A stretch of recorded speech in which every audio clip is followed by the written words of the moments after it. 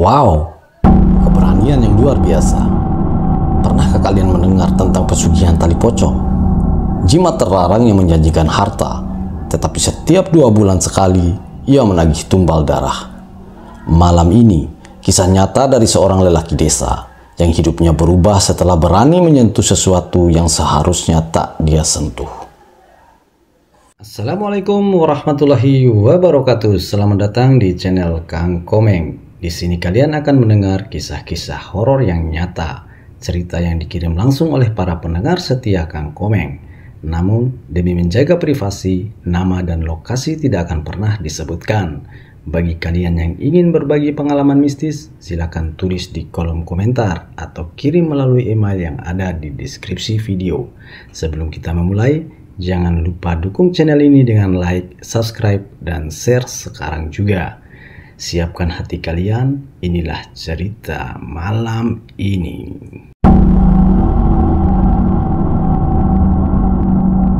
Malam itu di desa Tegalwirang diselimuti kabut tebal. Jalan-jalan sepi, hanya suara jangkrik yang bersahut-sahutan dari pematang sawah. Tapi di satu sudut desa, seorang laki-laki parubaya bernama Raka melangkah cepat menuju pemakaman umum. Raka adalah pedagang kecil yang nasibnya tak kunjung berubah. Usahanya selalu merugi, hutang menumpuk, istrinya sakit-sakitan, dan anaknya sering menahan lapar. Putus asa membuat Raka nekat mencari jalan pintas, yaitu pesugihan. Beberapa hari sebelumnya, ia bertemu dengan seorang pria asing di pasar yang dikenal dengan sebutan Kiwira. Orang itu berbisik kepadanya tentang jalan kaya yang tak membutuhkan kerja keras, hanya keberanian dan pengorbanan. Di malam itu, janji yang diucapkan Kiwira harus ditepati. Raka tiba di pemakaman dengan wajah pucat. Di tangannya ada sebilah pisau kecil dan kain kafan putih. Kiwira sudah menunggunya di dekat sebuah makam baru. Masih segar, tanahnya lembab. Ya kemungkinan baru 1 minggu dikuburkan. Sudah siap? Suara Kiwira berat dan pelan tapi menusuk telinga. Raka menelan ludah. Suaranya bergetar. Aku harus benar-benar melakukan ini, Ki. Kalau kau ingin kaya, kalau kau ingin hutangmu lunas, dan anak istrimu tak lagi kelaparan, ambil tali pocong dari mayat ini. Raka gemetar mendengar kata itu. Tali pocong, ikatan kafan dari mayat adalah benda yang dipercaya memiliki kekuatan gaib luar biasa. Tapi untuk mendapatkannya, harus dengan ritual yang terlarang. Kiwira menancapkan dupa ke tanah. Asapnya menebar, bau menyengat. Mantra-mantra lirih ia ucapkan. Suaranya seperti bisikan angin dari dunia lain. Cepat, gali makam itu sebelum ayam jantan berkokok, perintah Kiwira. Dengan tangan gemetar, Raka mulai menggali tanah. Suara cangkul menghantam tanah. Malam itu terdengar mengerikan, seakan memanggil sesuatu yang tidak kasat mata. Keringatnya bercucuran meski udara dingin menusuk. Setelah beberapa saat, papan kayu nisan terdorong. Bau busuk langsung menyergap, membuat perutnya hampir muntah. Dengan mata melayang ia terlihat kain kafan putih yang sudah menguning, dan tali pocong yang mengikat kepala mayat itu. Tangannya gemetar ketika meriah pisau. Cepat potong talinya, jangan ragu, desis Kiwira dari atas. Saat ujung pisau menyentuh tali pocong, tiba-tiba tubuh mayat itu bergetar. Matanya yang tertutup mendadak terbuka, menatap Raka dengan bola mata merah dan marah. Raka menjerit, tapi tangannya tetap memotong. Begitu talinya putus, terdengar suara angin kencang menderu di sekitar makam. Daun-daun berguguran, lampu minyak yang dibawa oleh Kiwira padam seketika. Dan di tengah kegelapan, suara berat menggema. Kau sudah berani mengambil, sekarang siapakah yang akan kau bayar? Raka terjatuh, wajahnya penuh tanah dan keringat dingin. Tali pocong itu kini berada di tangannya. Tapi bersama tali itu, sesuatu yang gelap, sesuatu yang bukan dari dunia manusia, sudah terikat dengan hidupnya. Ki Wira tersenyum samar, lalu mendekat. Mulai malam ini, hidupmu tidak akan sama lagi, Raka. Tapi ingat, semua kekayaan ada tumbalnya. Sejak malam Raka berhasil mengambil tali pocong, hidupnya berubah dengan cepat. Awalnya semua terlihat indah, seakan mimpi buruk kemiskinan hilang begitu saja. Hanya dalam beberapa bulan, warung kelontong kecil miliknya yang dulu sepi, kini selalu ramai. Dagangan tak pernah tersisa, rezeki mengalir deras. Setiap kali ia pergi ke pasar untuk berbelanja barang, entah bagaimana, ia selalu bertemu orang yang mau membeli dengan harga murah, tapi menjual kembali dengan keuntungan besar. Mas Raka sekarang rezekinya luar biasa ya, begitu bisik-bisik orang di pasar. Istrinya Sulastri yang semula sakit-sakitan tiba-tiba sembuh. Anak-anak mereka yang tadinya sering kelaparan kini sudah makan 3 kali bahkan lebih dalam sehari. Hidup mereka terlihat sempurna, tapi semi itu datang dengan bayangan. Malam-malam pertama setelah membawa pulang tali pocong, Raka sering terbangun. Di kamar ia mendengar suara langkah pelan di halaman rumah, seperti orang berjalan menyeret kaki.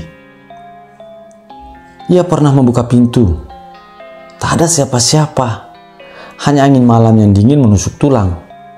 Tapi bau tanah kuburan menyeruak hidungnya. Gangguan itu semakin sering terjadi. Kadang saat tengah malam, ia mendengar suara bisikan dari dapur. Suara yang lirih, seperti suara orang tua yang berat dan parau. Sudah kau rasakan nikmatnya? Kau siap bayar harganya? Raka mencoba menutup telinga, beristighfar. Tapi bisikan itu justru semakin jelas. 6 bulan pertama, gangguan masih bisa ia abaikan.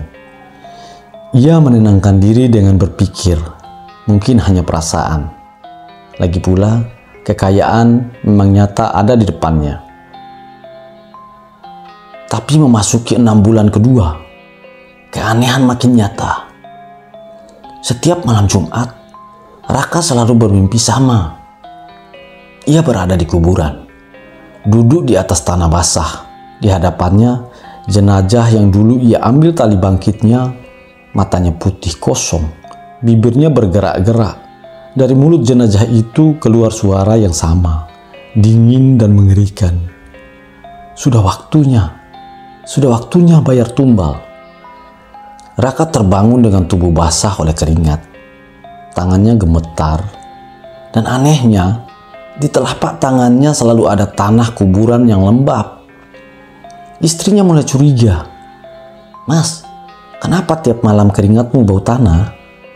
Kenapa bajumu seperti habis dikubur? Raka hanya diam. Dia tak mungkin bercerita semuanya, bahkan kepada istrinya sekalipun.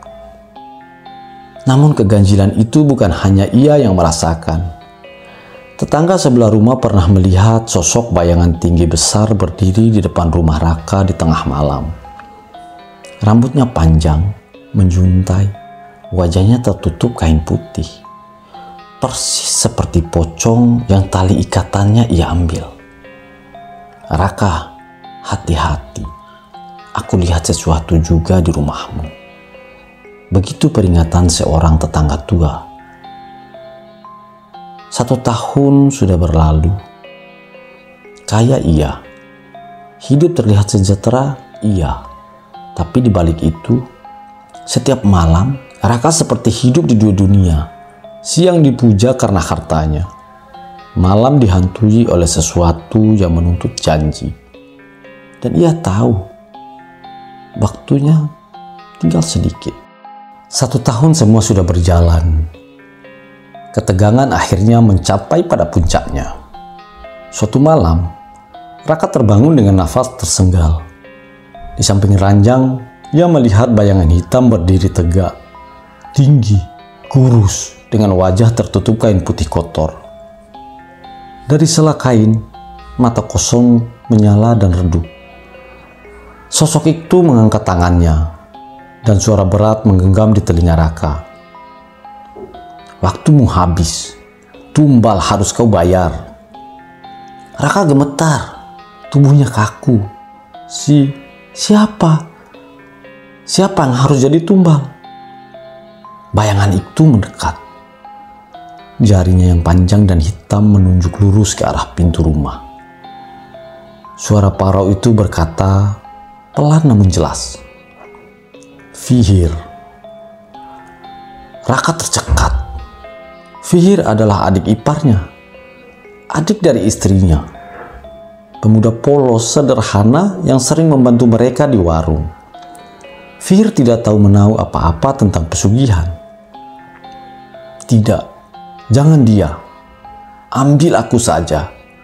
Aku yang ambil talinya." Raka memohon, air mata bercucuran. Tapi suara itu semakin keras, menggema di seluruh ruangan.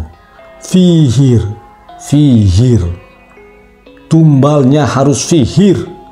Malam itu, Raka benar-benar tak bisa tidur. Ia duduk terpakau di ranjang. Tubuhnya gemetar, menunggu fajar dengan wajah pucat pasi. Keesokan harinya, Fihir datang seperti biasa.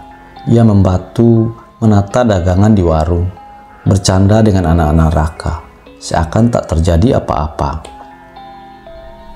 Tapi tatapan Raka terus mengikuti gerak-geriknya. Setiap kali Fihir tersenyum, hati Raka justru semakin hancur. Hari-hari berikutnya, firasat buruk mulai nyata.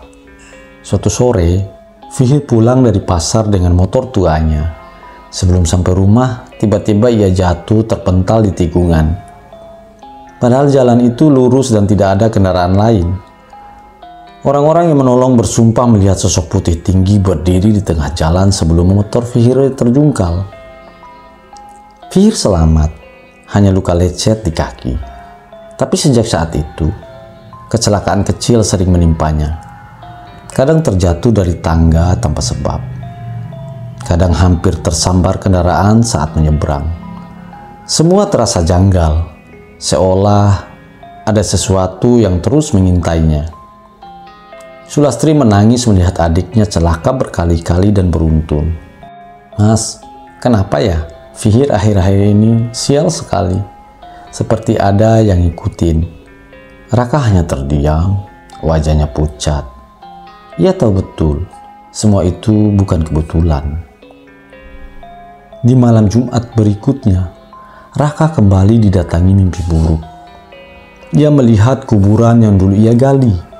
Dari dalam tanah muncul mayat dengan kepala terikat longgar. Suara berit itu berbisik lebih dekat dan lebih jelas. "Jika tumbal itu tak diserahkan, nyawa anakmu yang akan kami ambil." Raka terbangun dengan jeritan. Ia langsung berlari keluar kamar, menatap anak-anaknya yang sedang tidur pulas. Dadanya sesak. Pikiran Raka kacau. Keesokan paginya ia memutuskan. Dengan wajah putus asa, ia menemui Ki Wira, orang yang dulu menjerumuskannya. "Ki, tolong aku. Jangan biarkan Fihir atau anak-anakku jadi korban. Ambil kembali jimat itu. Aku sudah tidak sanggup, Ki." Ki Wira hanya tersenyum tipis. "Raka, dari awal aku sudah bilang, tidak ada pesugihan tanpa tumbal. Kau sudah ambil tali pocong itu, berarti kau sudah menandatangani perjanjian dengan orang-orang itu. Kau kaya sudah hampir 1 tahun lebih. Itu bayaran dari nyawa yang akan diambil. Kau tidak bisa kabur." Raka jatuh tertunduk. Air matanya menetes, hatinya hancur. Ia tahu, tak ada jalan keluar. Di waktu berikutnya, firasat buruk benar-benar datang. Saat Fihir hendak pulang ke rumahnya sendiri, ia berpamitan. "Mas, Mbak, aku pulang dulu. Besok pagi aku bantu lagi di warung." Raka menatapnya lama, ingin menahan, ingin berkata jujur, tapi mulut Raka terkunci. Dan benar saja, malam itu suara teriakan mengguncang desa. Orang-orang menemukan Fihir terbujur kaku di tikungan jalan dekat pohon beringin yang sudah tua. Wajahnya pucat, matanya terbuka lebar seperti melihat sesuatu yang menakutkan sebelum nyawanya pergi. Tidak ada darah, tidak ada luka parah. Ia meninggal begitu saja, begitu misterius. Sulastri meraung histeris. Raka menunduk, wajahnya basah oleh air mata dan keringat. Di tangannya, tali pocong yang dulu ia simpan terasa semakin berat, seakan penuh darah dan dosa. Sejak malam itu, meski hartanya berlimpah, Raka hidup dalam azab. Suara itu masih berbisik di telinganya, mengingatkan, ini baru awal. Setiap 2 bulan, tumbal harus kau bayar, Raka.